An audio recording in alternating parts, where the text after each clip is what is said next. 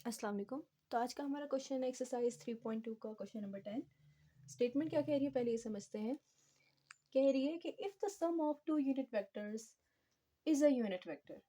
अब unit vector में आपको बताया था कोई भी वेक्टर अगर यूनिट वेक्टर है, ठीक है, तो उस वेक्टर का अगर सपोज करें यूनिट, वैसे तो यूनिट वेक्टर को ए हैट से शो करते हैं लेकिन हम ए वेक्टर भी ले सकते हैं। अगर उसका मैग्नीट्यूड क्या होगा, ये ए वेक्टर यूनिट वेक्टर कहलाएगा अगर इसका मैग्नीट्यूड क्या होगा 1। तो ये हमारी डेफिनेशन थी यूनिट वेक्टर की, ठीक है। अब दोबारा कंटिन्यू करते हैं। वो कह रहे हैं sum of two unit vectors. आपने दो वेक्टर्स ले लेना है, हम कहेंगे let A and B be two unit vectors, ठीक है। ए और बी हमारे पास क्या है, कोई से दो यूनिट वेक्टर्स हैं। देन हमारे पास ये क्या इम्प्लाई करेगा कि ए और बी दोनों का मैग्नीट्यूड क्या होगा, 1 के बराबर होगा, ठीक है। दोनों यूनिट वेक्टर्स है ना, तो उनके मैग्नीट्यूड 1 के बराबर होगा। अब वो क्या कह रहे हैं, sum of two unit vectors, इन दोनों का सम, मतलब इन्हीं दोनों का सम उन्होंने कहा है कि क्या होगा, इज अ यूनिट वेक्टर। ये भी किसी यूनिट वेक्टर के बराबर होगा। अब वेक्टर लेने से बेहतर है, अब आपको पता है सम का मैग्नीट्यूड अगर हम लें तो हमारे पास, बल्कि आप कह लें उन्होंने कहा है कि इन दोनों का सम किसी यूनिट वेक्टर के ही बराबर है, वो भी सी है, ठीक है। इस तरह भी लिखा जा सकता है, जो मैं लिख रही थी पहले वो भी ठीक है, वो डायरेक्ट था थोड़ा सा। अगर ये इसके बराबर है तो ए और बी का अगर हम सम का मैग्नीट्यूड लें, ठीक है, तो हमारे पास वो सी के मैग्नीट्यूड के बराबर आएगा, है ना। दोनों साइड पे मैग्नीट्यूड ले लिया और सी क्योंकि एक यूनिट वेक्टर था तो उसका आंसर क्या आएगा, 1, ठीक है। तो कंडीशन के मुताबिक हमें सम ऑफ टू यूनिट वेक्टर्स बराबर दिया हुआ किसी एक और यूनिट वेक्टर के, जिसको हमने कह लिया सी, ठीक है। और अगर हम मैग्नीट्यूड लें बोथ साइड्स पे तो इसके यूनिट वेक्टर होने का क्या फायदा हमें कि उसका मैग्नीट्यूड क्या आ रहा है, 1, ठीक है। बल्कि इसी तरह ही लें तो ज्यादा बेहतर है, आपकी स्टेटमेंट ज्यादा वजन वजन रखती है इस तरह। सो हमें ये कंडीशन दी हुई है, कंडीशन 1 यू कह लें, पहली जो आपकी लाइन है ना वो ये है कंडीशन। अब वो क्या कह रहे हैं, शो करें कि मैग्नीट्यूड ऑफ देयर डिफरेंस, मतलब उन्हीं दोनों का, जिन दोनों का हमने सम लिया था ए और बी का, तो उन्हीं का डिफरेंस का मैग्नीट्यूड जो है वो √3 हो। मतलब हमने शो क्या करना है, टू शो या टू प्रूफ हमने क्या करना है कि हमारे पास इसी ए और बी का डिफरेंस का मैग्नीट्यूड, उन्होंने क्या कहा, मैग्नीट्यूड ऑफ देयर डिफरेंस, तो इन्हीं के डिफरेंस का मैग्नीट्यूड बराबर हो √3 के, ठीक है। तो ये चीज हमारा ये सवाल है, ठीक हो गया। तो ये चीज तो हमने प्रूफ करनी है। पहले तो आप कंडीशन 1 से कुछ रिजल्ट्स निकालेंगे यूजिंग 1। मेरे पास इस कंडीशन से क्या चीजें मुझे मिल रही हैं, पहले तो हम ये देखेंगे ना ये कंडीशन काम कैसे आ रही है हमारे। तो हमारे पास क्या है given, a plus B whole magnitude equals to 1। और आपको पता है जब भी कोई कंडीशन गिवन हो तो मैंने आपको एक बताई हुई ट्रिक के स्क्वेयरिंग करते हैं लाजमी हर उस तरह के क्वेश्चन में। तो स्क्वेयरिंग करेंगे ज्यादातर क्वेश्चंस में, स्क्वेयरिंग करेंगे तो दोनों साइड पे आपके पास क्या हो जाएगा, स्क्वेयर, ठीक है। तो 1 का स्क्वेयर क्या हो जाएगा, 1, और ये क्या होगा, a magnitude square, a plus B whole square का formula, b magnitude square and 2a dot b, ठीक हो गया। अब a मैग्नीट्यूड क्या था बच्चे, 1, यूनिट वेक्टर था ना a, तो उसका मैग्नीट्यूड क्या होगा, 1, 1 का स्क्वायर, b भी 1 था, 1 का स्क्वायर, दोनों यूनिट वेक्टर्स थे तो उनके मैग्नीट्यूड 1 है। और ये हो जाएगा 2a डॉट b, क्योंकि यहाँ मैग्नीट्यूड मेंशन नहीं है तो हम इसको एज इट इज रहने देंगे, ये 1 के बराबर, ठीक है। अब बल्कि हाँ, a डॉट b की जगह हम लिख सकते हैं इनके मैग्नीट्यूड फॉर्म में ही। a डॉट b किसके बराबर होता है, a magnitude b magnitude cos of theta, जो हम पहले पढ़ चुके हैं फॉर्मूला, तो इसमें ये पुट कर देंगे फॉर्मूला, ठीक है। सो हमारे पास क्या आ जाएगा, मैं इसको थोड़ा सा उस तरफ लिखती हूँ ताकि थोड़ा सीक्वेंस में आए काम। b magnitude square plus 2 a dot b की जगह क्या होगा, a magnitude b magnitude, a dot b a b cos of theta के बराबर होता है ना, ठीक है। तो ये हमारे पास 1 के बराबर, क्लियर है बात। अब 1 और 1 कितना हो जाएगा, 2, 2, और ये a मैग्नीट्यूड b मैग्नीट्यूड दोनों 1 थे, ठीक है, कॉस ऑफ थीटा, क्लियर है बात। अब ये 1 1 लिखना जरूरी नहीं है वैसे, चले एक लिख लेते हैं स्टेप। अब कॉस ऑफ थीटा रह जाएगा खाली ब्रैकेट्स के अंदर, है ना, ये सब कॉस ऑफ थीटा के बराबर है। ये 1, ये 2 उधर जाके 1 से क्या हो जाएगा माइनस, ठीक है। तो यहाँ क्या बच जाएगा, बल्कि मैं इस 2 को उधर ले जाती हूँ इस स्टेप में, ठीक है। 1 1 + 1 कितना हो गया 2, उधर जाके क्या हो गया -2, तो यहाँ क्या रह जाएगा माइनस का 1, ठीक है। और इस कॉस ऑफ थीटा के साथ क्या लिखा हुआ था 2, ठीक है। तो ये 2 जो है उधर जाके क्या हो जाएगा डिवाइड, तो ये 2 इधर जाके डिवाइड, ठीक हो गया। सो हमारा कॉस ऑफ थीटा क्या आ रहा है 1/-2। ये रिजल्ट हमारा इस कंडीशन को यूज करके आया है, ठीक है। इस रिजल्ट को हमने यूज करना है ये चीज साबित करने के लिए, ठीक है। अब ये चीज हमने साबित करनी है तो किसी एक इस चीज को हम लोग फिर से स्क्वायरिंग करेंगे, ठीक है। टू शो हम करेंगे, कहेंगे कि आप देखें अब हमने क्या साबित करना है, -b मैग्नीट्यूड 3 √ के बराबर है। मैं स्क्वेयरिंग करके थोड़ा सा इसको मॉडिफाई करूंगी ताकि मेरे पास शक्ल थोड़ी सी, क्योंकि मैं अभी a - b में कुछ भी पुट नहीं कर सकती हूँ, तो मुझे इसको थोड़ा सा मॉडिफाई करना पड़ेगा ताकि मेरे पास कुछ ऐसी शक्ल आ जाए जिसमें मैं कुछ पुट कर सकूं। इसका स्क्वायर करेंगे तो √ और स्क्वायर कैंसिल 3, मतलब अब आपकी लेफ्ट हैंड साइड क्या है, ये वाली चीज है, मतलब प्रूफ हमने यही करना है, ठीक है। आप लिख लें टू प्रूफ हमने यही करना है। तो हमारे पास लेफ्ट हैंड साइड उसकी स्क्वेयरिंग करने के बाद ये है, राइट हैंड साइड ये है। सवाल चेंज नहीं हुआ, सवाल को बस थोड़ा सा मॉडिफाई किया हमने स्क्वेयरिंग करके ताकि हम आसानी से सॉल्व कर सकें, ठीक है। अब हम इसकी एक लेफ्ट हैंड साइड पकड़ेंगे और राइट के बराबर प्रूफ कर देंगे, ठीक है।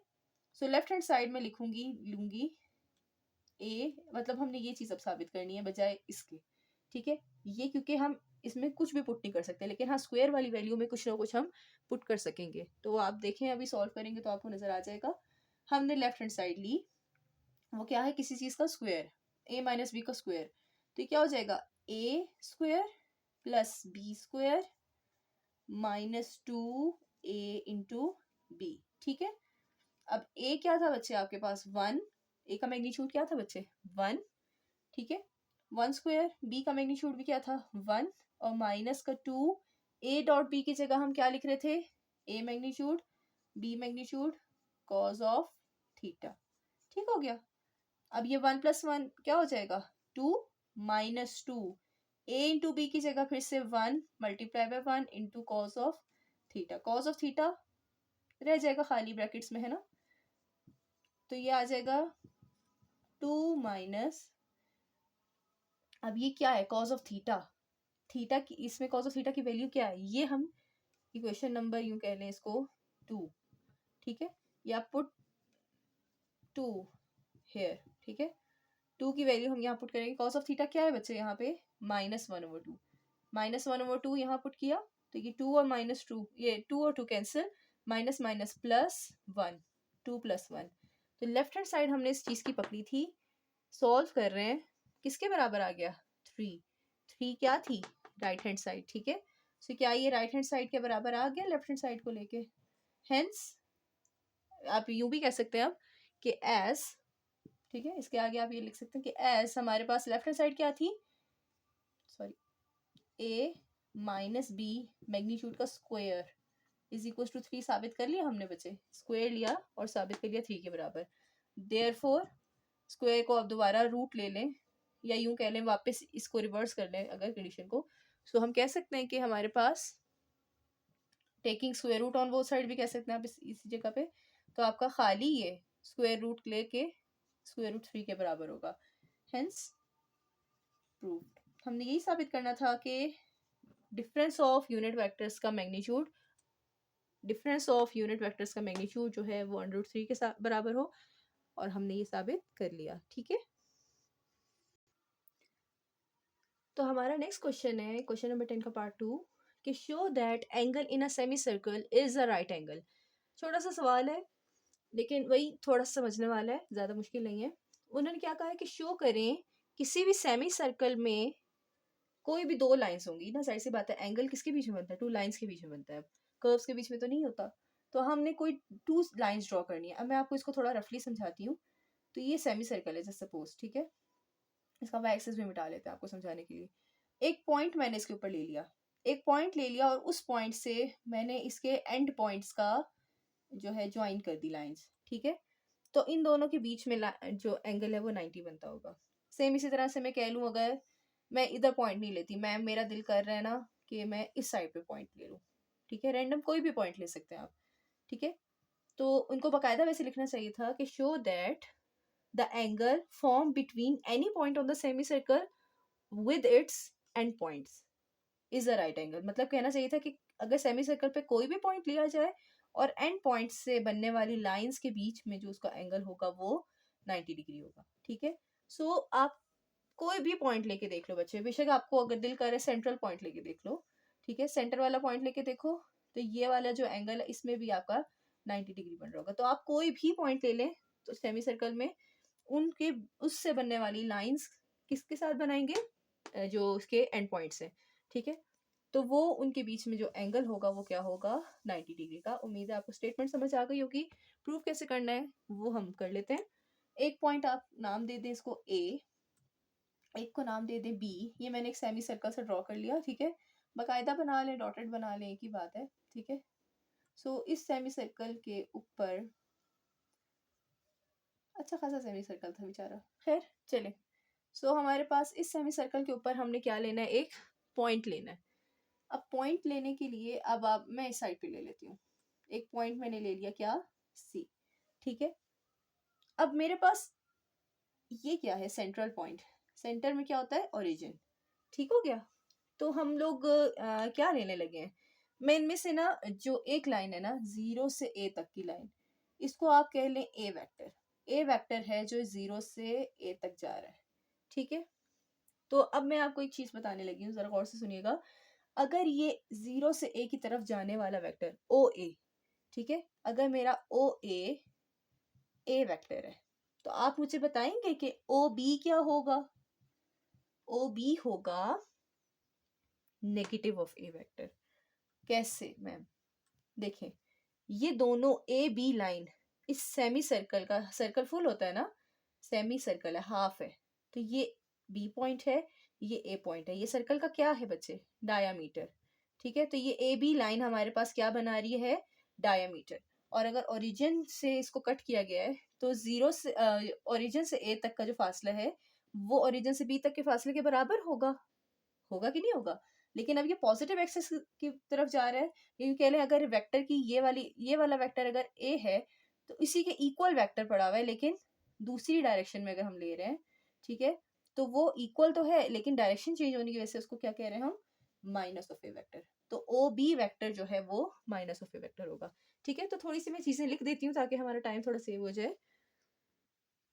तो मैंने यहाँ क्या लिख दिया, let us consider semi circle with diameter A B उसका क्या है, सेमी सर्कल का डायमीटर है, सच दैट हमने क्या कहा, ओ से ए अगर मैं ए वेक्टर ले रही हूँ तो ओ से बी की जानिब इक्वल ही वेक्टर है लेकिन ऑपोजिट डायरेक्शन में है, तो हमारे पास वो माइनस ऑफ ए वेक्टर हो जाएगा। आई होप आपको ये चीज समझ आ गई होगी, ठीक है। अब हमने और क्या लेना था, लेट अ पॉइंट, हमने एक पॉइंट लेना था सी ऑन सेमी सर्कल के ऊपर, ठीक है। ऑन सेमी सर्कल का मतलब सेमी सर्कल के ऊपर कोई भी पॉइंट आप यहाँ ले सकते हैं, यहाँ ले सकते हैं, यहाँ ले सकते हैं, कहीं भी ले सकते हैं, आपकी मर्जी है, ठीक है। लाजमी नहीं है अगर मैंने इस फिगर में यहाँ ही पॉइंट लिया तो आपने भी इसी तरह ही लेना है, आप कोई भी पॉइंट ले सकते हैं। तो इस सी से दो लाइंस बनेगी बच्चे, एक लाइन ये बनेगी ए सी, ठीक है, बल्कि इसको बोल्ड कर देते हैं, ठीक है। एक लाइन बनेगी ए सी और एक लाइन बनेगी आपकी सी और बी के बीच में, ठीक है। तो हमारे पास ये दो लाइंस बनेगी, आप इसको सी बी भी कह सकते हैं, बी सी भी कर सकते हैं, मर्जी आपकी, ठीक है। ये दो लाइंस बनेगी और इसको आप लोगों ने क्या करना है, इनके इन दो लाइंस के बीच में जो एंगल है ना बनने वाला थीटा, वो आपने साबित करना है कि वो 90 डिग्रीज का है, ठीक है। मतलब ये वाला एंगल 90 डिग्रीज का है, आपने ये साबित करना है। तो उसके लिए आपको दोनों लाइंस के वेक्टर फॉर्म में चाहिए होगा ना, आपको ए सी निकालना है एंड बी सी निकालना है, ठीक है। तो अब आपने कंटिन्यू करते हैं, हमें क्या क्या चाहिए। एक सेमी सर्कल पे हमने पॉइंट सी ले लिया ना, तो सी से हमारे पास जो वेक्टर बन रहा है ना ओ से सी तक का, ठीक है। यहाँ कुछ ज़्यादा रफ हो रहा है, मैं इसको थोड़ा सा साइड पे भी बना के शो कर देती हूँ। सो ये हमारे पास सेमी सर्कल था, ठीक है, ये ए था पॉइंट, ये बी था पॉइंट और ये पॉइंट था सी, ठीक है। ये ए वेक्टर था, ये माइनस ए वेक्टर था, आपका ज़्यादा टाइम नहीं लूँगी, ये सी है। तो सी का जो पोजीशन वेक्टर है वो कहाँ से बनता है, ओरिजिन से बनता है। ए का ओरिजिन से बना पोजीशन वेक्टर ए, बी का भी ओरिजिन से बना पोजीशन वेक्टर ओ बी, ठीक है। तो सी का पोजीशन वेक्टर कैसे बनेगा, ओ सी, ठीक है। तो ओ सी जो पोजीशन वेक्टर है उसको हम स्मॉल सी वेक्टर, ये कैपिटल सी है, ये स्मॉल सी वेक्टर हम कह सकते हैं। तो हमारे पॉइंट सी से बनने वाला विद पोजीशन वेक्टर सी, ठीक है, या पोजीशन वेक्टर को आप यूं कह सकते हैं ओ सी, सी के बराबर है, ठीक है। तो हमारे पास ये आ गया। अब मैंने इसको अलग से क्यों ड्रॉ किया, मैम आप तो यहाँ भी शो कर सकती थी आराम से कि ये हमारे पास ये जो पॉइंट है ये हमारे पास सी वेक्टर बना रहा है, सी पॉइंट पे, कैपिटल सी पॉइंट पे, ठीक हो गया।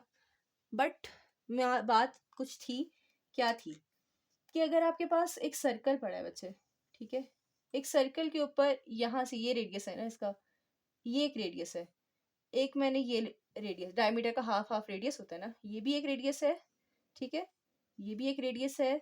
और अगर मैं कोई और पॉइंट लेती सर्कल के ऊपर जो सी पॉइंट मैंने लिया हुआ है, तो हमारे पास ये भी क्या था, रेडियस ही था। कहने का मकसद क्या है, सो हियर हम कहना क्या चाह रहे हैं यहाँ पे कि ये जो इतनी ये जो लंबाई है वो इसके बराबर है मैग्नीट्यूड वाइज, ठीक है, डायरेक्शन की बात नहीं हो रही। तो ये भी रेडियस, ये भी रेडियस और ये भी रेडियस, तो तीनों की मैग्नीट्यूड बराबर होगी ना। सो हम ये इससे क्या इंप्लाई कर सकते हैं, हियर ए का जो मैग्नीट्यूड है वो माइनस ए के मैग्नीट्यूड के बराबर होगा और वो सी के बराबर होगा। यूं कह सकते हैं बिकॉज, आप लिख सकते हैं reason, all are radius, radiuses, ठीक है, रेडियाई कहना चाहिए, ठीक है, तमाम आपके क्या है ये रेडियाई हैं सर्कल के, इसी वजह से इनके मैग्नीट्यूड्स क्या हैं, बराबर हैं। आई थिंक ये पॉइंट आपको समझ आ ही गया होगा।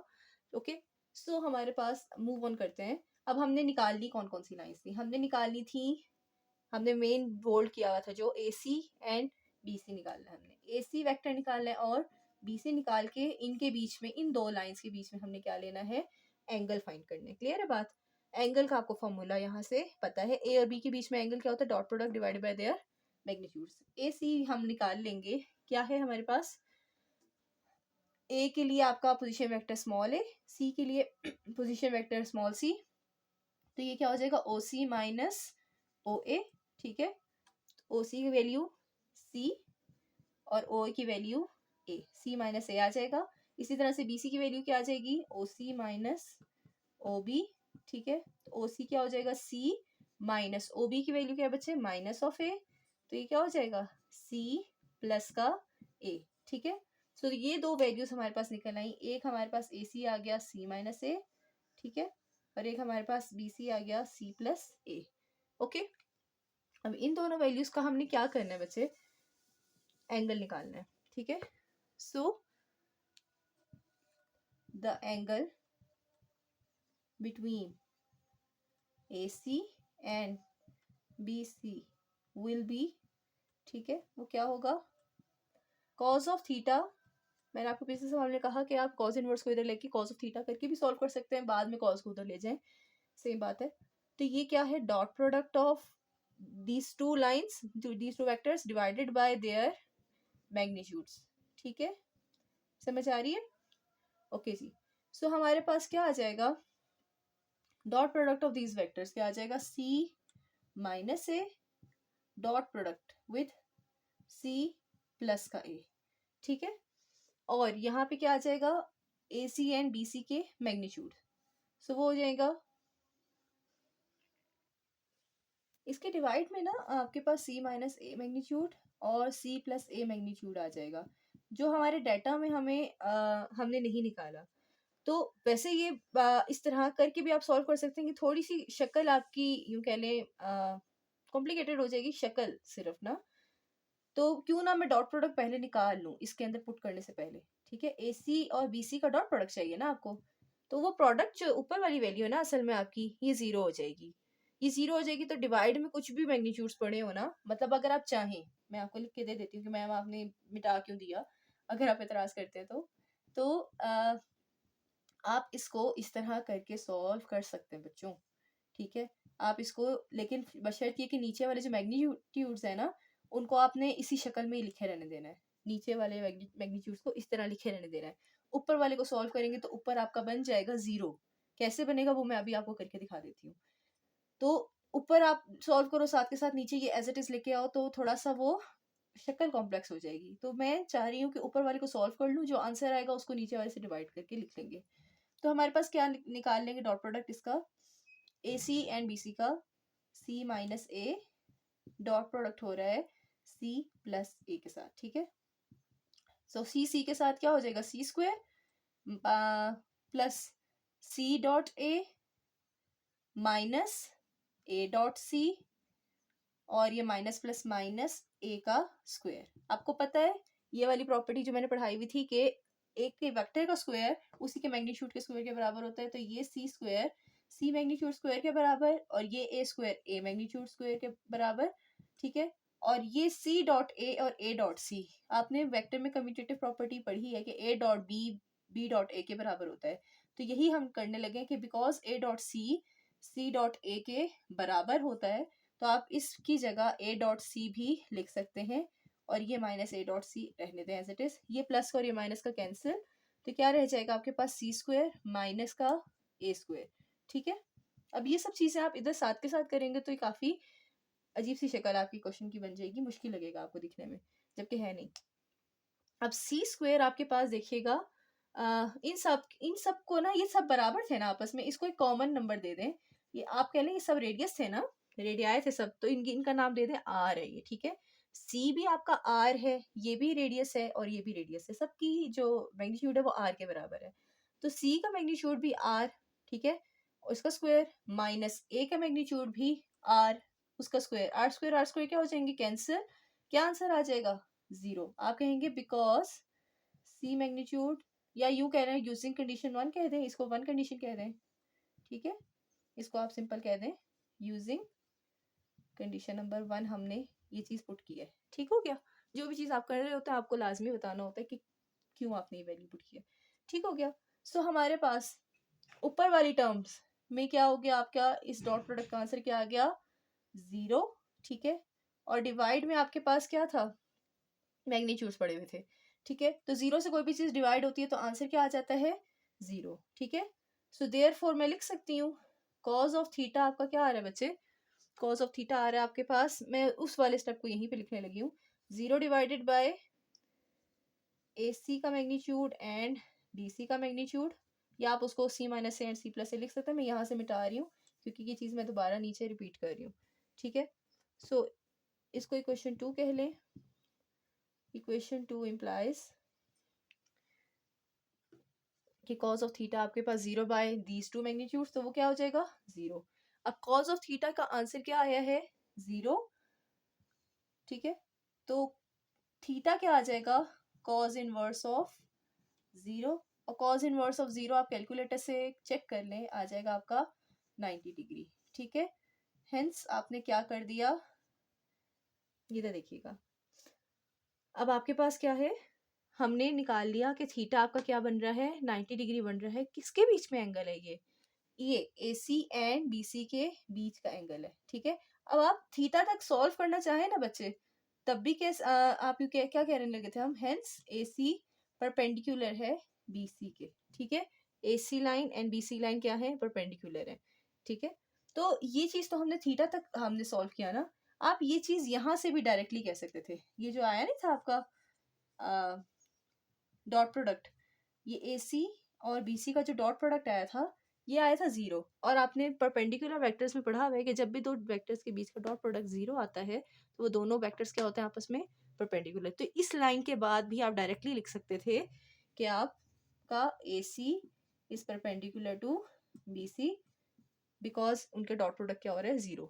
अगर आपने आगे सॉल्व करना है, अगर आपको यहाँ तक नहीं अच्छा लगता या भूल जाते हैं, जैसा मैं भूल गई कि भाई इसके बाद डायरेक्टली भी लिखा जा सकता था, तो आप थीटा तक सॉल्व कर ले 90 डिग्री निकल आएगा, तब भी परपेंडिकुलर शो हो रहे हैं। इस तरह से वेक्टर की प्रॉपर्टी लगा के भी डायरेक्ट परपेंडिकुलर शो हो जाते हैं, ठीक है। जो भी आपको अच्छा लगे उस तरीके से आप कर सकते हैं। सो हमने यही शो करना था कि एंगल सेमी सर्कल में राइट एंगल होता है, हमारा एंगल 90 डिग्री साबित हो गया। सो हेंस प्रूव्ड, ठीक है। जो चीज़ कहा गई थी वो हमने साबित कर दी, ठीक है। सो ये हमारी वजह जो है हम थोड़ा करीब करके लिख लेते हैं और यहाँ पे हम लिख लेते हैं हेंस प्रूव्ड, इधर हेंस नहीं लिखते। ओके, सो उम्मीद है आपको समझ आ गई होगी। अभी के लिए अल्लाह हाफ़िज़। कोई भी सवाल हो तो ज़रूर पूछिएगा और अपना ख्याल रखिएगा।